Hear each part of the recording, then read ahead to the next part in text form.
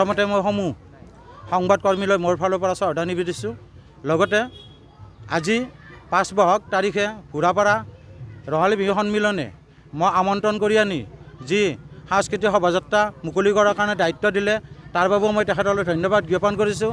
শ্ৰদ্ধা ৰাইজ, এইবেলি তেখেতসকলে 41 বছৰত ভৰি দিলেহি এই সাংস্কৃতিক অনুষ্ঠান প্ৰত্যেক বছৰ ধৰি তেখেতসকলে অনুষ্ঠান সুচাৰুৰূপে পালন কৰি আহিছে।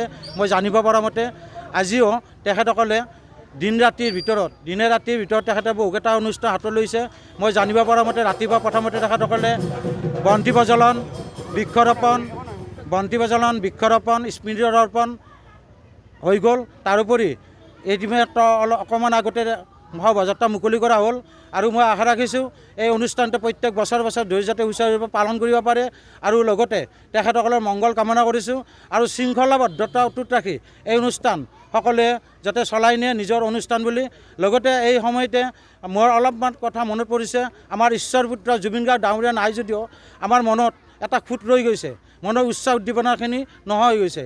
আৰু মই তেখেতৰ আত্মা সদ্গতি পাওক তাৰ কামনা কৰিছোঁ আৰু আটাইৰে মংগল কামনা কৰিছোঁ। ধন্যবাদ।